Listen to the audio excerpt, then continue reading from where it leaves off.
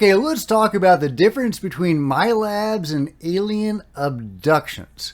Get in here, this is Jack with Cosmic Road. I talk about UFOs and the paranormal. Please hit like, please subscribe, please share on social media, and let me know what you think in the comments below.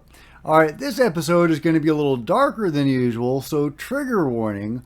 The subjects we're going to talk about, there's no way you can talk about them without talking about them. So if you're sensitive to certain issues like personal assault, which I completely respect, this may not be the video for you. But let's get into it. Christian Morales sent me a link to a really great interview between the host of Redacted, Clayton Morris, and his guest, Niara Isley, a former military person who, unfortunately, many years ago, was the victim of an extended MILABS abduction. She was taken to the moon, underground, and assaulted. And yeah, so there's no way to really talk about it without talking about what she experienced. So that got me thinking about the difference between MILABS and more common alien abductions. However, in this particular MILABS encounter, I ran into something that I'm not sure I've ever run into before, maybe once or twice. And that was the presence of a gray alien or non-human involved in this experience. So let's talk about that and some other related stuff. In brief, when she was a young woman, Niara was taken against her will by a crew of MILABS people. You know, these are, of course, MILABS stands for military abductions, and they typically utilize a lot of the same techniques and even technology that genuine alien abductions use. You know, sometimes they'll even go through walls and, you know, stuff like that. They'll perform mind wipes in the same way that the beings do. And she was taken to this underground facility, possibly at Area 51. That was her belief. And sexually assaulted. And several other people were forced to watch this assault by guards. And it seemed to be a demonstration for them. And the goal seemed to be to intimidate them into silence. She believed it was a message to them. This, if you talk about what we're doing here, this can happen to your wives and your daughters. So very terrifying, and another reason why people involved in this sort of cover-up would want to keep this stuff silent. Very interestingly, in this encounter, one of the witnesses to this, possibly the one forcing the others to watch, was a gray alien. So that is very interesting. I don't often run into non-humans in MILAB abductions. So, but we'll talk more about that in a moment. Just to continue with her story, after this, she was taken with some others, young women, to the moon, where there was a base on the moon, where she and the others were used as, you know, sex objects, you know, against their will by the humans aboard those bases on the moon. And then eventually, I think after several weeks, if I'm remembering that right, she was mind wiped and taken home. And years later, she underwent hypnosis and recovered these memories, very traumatic memories, and my heart really goes out to her and the others who were with her and others who have experienced similar trauma. It's truly a terrible thing. And that is, again, one more reason why those involved in these sort of cover-ups would want to keep silent. If they weren't involved in these crimes themselves and have that to hide, then they are going to be intimidated into silence because it could happen to their loved ones. This isn't the first time I've run into personal assaults, sexual assaults in MILABS cases. That does seem to be a feature of MILABS. That does not seem to be the common reason for these abductions, however. the MILABS seem to be predominantly carried out not on potential victims of assault for that purpose, but for the purpose of abducting experiencers of alien abductions, typical or genuine non-human abductions. And they are then taken by these military guys, or pseudo-military, whatever they are, and interrogated about their experiences with the non-humans. The MILABS people seem very interested in the technology, especially of the non-humans. And that seems to be a predominant motive for the MILABS abductions. They want to know what the beings are doing. However, if they are working with the beings, what does that imply? It seems to imply they are working with one group of being against another. So are the MILABS people part of the control group? For a long time, I thought that MILABS were opposed to the control group. But now I think that the MILABS might just be one arm of the control group. As I've reported on numerous times, the control group is working with the beings, and the evidence of that is pretty overwhelming. And they are working with them at a high level. There's human crewmen on board giant UFOs. We've seen that several times. We've seen evidence that the beings were helping us create our own UFO-type vehicles. And that has been going on for decades, since the late 50s or 60s. So are the beings they're working with instructing them to carry out these abductions to get intelligence on their enemies? They're shooting at these enemy UFOs at the same time abducting abductees of these enemies to find out what they're doing, what their technology is. Is that what's going on? And is that why they engage in UFO crash retrievals? Because they are interested in the technology of those other races? To me, that seems likely. But, we're really in the fog of war on this. We need some solid answers, but let me know your thoughts on that in the comments below. Now, as far as genuine alien abductions, those really run the gamut. The overwhelming agenda for the abductions seems to be the hybridization program. And I say program, but really it's programs, because there seem to be multiple races carrying out these abductions, and many of them are carrying out their own hybridization programs. So why are they doing that? Well, we don't know. They've told people, but they've told people different versions of that story and different motives. So we don't really know. Some people look at it in a very optimistic light. Some look at it in a very pessimistic light. And indeed, we could be working with different agendas. Some could be here for benevolent reasons and trying to upgrade us and help us and induct us into the overall brotherhood or community of the Galactic Federation and that sort of thing, a Federation of Light, Council of Light, whatever is up there. And some might be engaged in more nefarious motives. Some might be here to interact with Gaia and are more interested in Gaia or possibly beings that were already here. The Atlanteans or the, reptilians if they were around for millions of years. We just don't know. And again, there could be a wide range of motive. Some of these alien abductions are very peaceful and benevolent, and they teach people things like hands-on healing and how to read auras, and they're just these transcendent magical experiences. Sometimes they're taken to other dimensions and they meet, the Council of Light and stuff like that. So there's just some amazing experiences that people have had.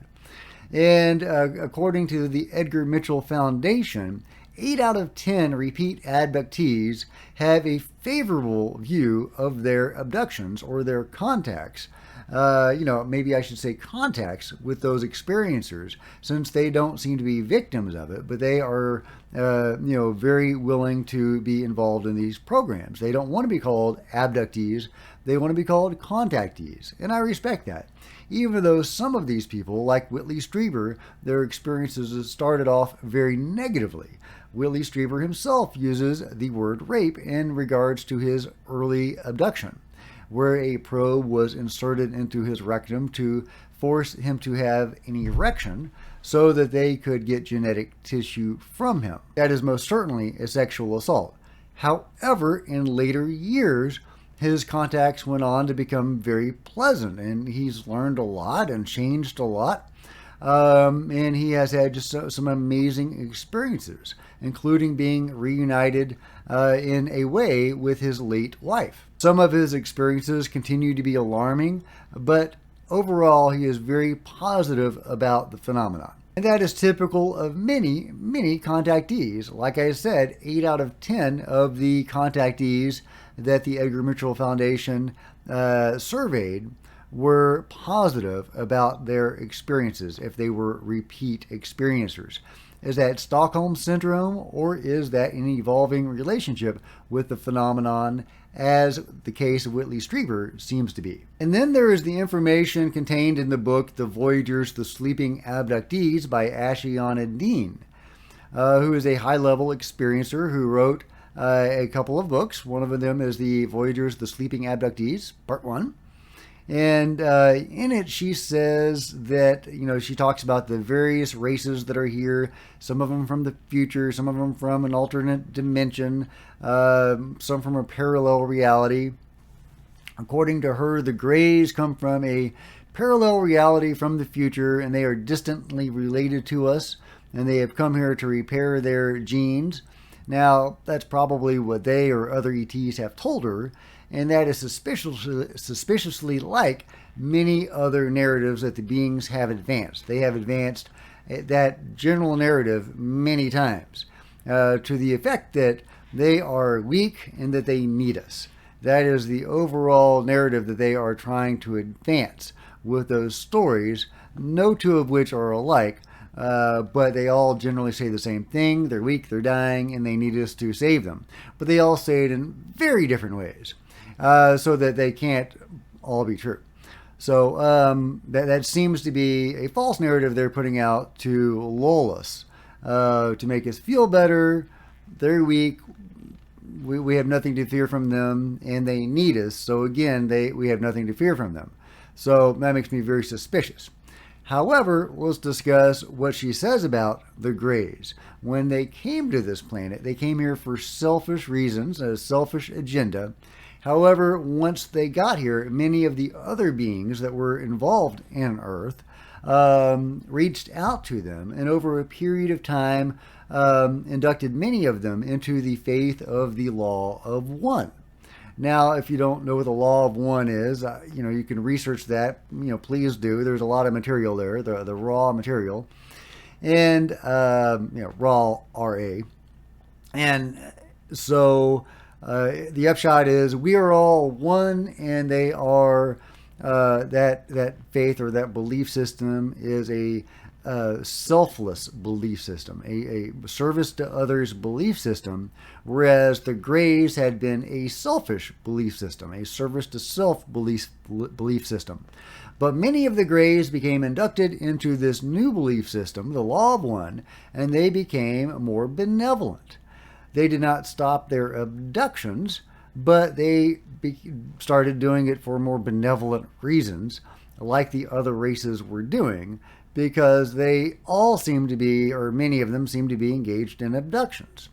It's unclear whether this is the same agenda that they are all carrying out, like we are some resource that they are extracting, or if they are all doing something completely different. Because again, many of these experiences are transcendent and joyful, and the people involved in them are having incredible experiences, that change them and make them better, teach them how to heal. So it's really hard to dovetail that with some of the more negative stuff. It doesn't make a lot of sense. There's too many unanswered questions. That's why we need open contact. We need the beings to come down and give us the answers. But to continue with what Ashiana Dean said, she says that there is also still a large group of Greys, sometimes called the Rogue Greys, that continue to be here for their selfish agenda and carrying out their selfish abductions. And there is also some evidence to support outside of Ashyanadine that a lot of people, before they have entered into this life, and a lot of these are coming from near-death experiences, where they have signed up to this. The abductees or contactees have signed a contract before coming to this life, agreeing to take part in these abductions, and that they are willing. And it is only the rogue grays that don't honor contracts that abduct people that have not signed a contract. So you can kind of see how a lot of this fits together. It's unclear how much of these are false narratives put forward, however. We can really only look at the actions of the various beings involved. And some of their actions seem to be very enlightened and very noble, and they're very goodly. And some don't. So the genuine non-human abduction phenomenon is very vast and varied. It is wide and all, I don't want to say all-encompassing, but there are probably hundreds of millions of people that have been abducted. And again, a lot of this has to do with the hybridization project. There are other programs and other experiments that the beings are doing, but the main one that we have been allowed to find out about is the hybridization program, which means that there are many hybrids, many some of which, many of which are on Earth right now. Many of the more non-human looking hybrids seem to remain aboard the ships and carry out their lives there. Some of the hybrids that come to Earth, it seems like among some of them they try to make them so that they're not too emotional, but they have to be just emotional enough from some of the evidence that is out there. And so it's interesting. And yeah, it's unclear whether all the hybrids are here for the same reason or if they are here for different reasons, because again, they are created by different races. So you can see how confusing the abduction phenomenon is, and comparing and contrasting the MILABS with the genuine non-human abductions gets even more difficult when the MILABS are working with beings and also using some of the same technology and techniques. So, but the MILABS phenomenon makes more sense in the context of that being an arm of the UFO control group, which again is working with the beings. So a very serious phenomenon and a very important reason why the beings are here. We need to get these questions answered. We need the wrongs redressed. We need an open and honest dialogue with the phenomenon, which is one of the main reasons, possibly the most important reasons, why we need UFO disclosure. We need full-on contact, open contact, one way or another, with the phenomenon. Because we do need answers to these questions, and if there are wrongs that are being done to us, as there appear to be by both humans and non-humans, those need to be redressed and the wrongs made as right as they can be, and it ensured that there be no further wrongs done. But what do you guys think about all of this? Let me know in the comments below, and if you've gotten something out of this episode, please give me a thumbs up. I would appreciate it. Please smash the like button and the subscribe button and the bell to be notified of future videos. Join me on social media. There's Facebook and Twitter links below, and there are plenty of other videos to check out on the channel. I'll see you next time. This is Jack with Cosmic Road signing out.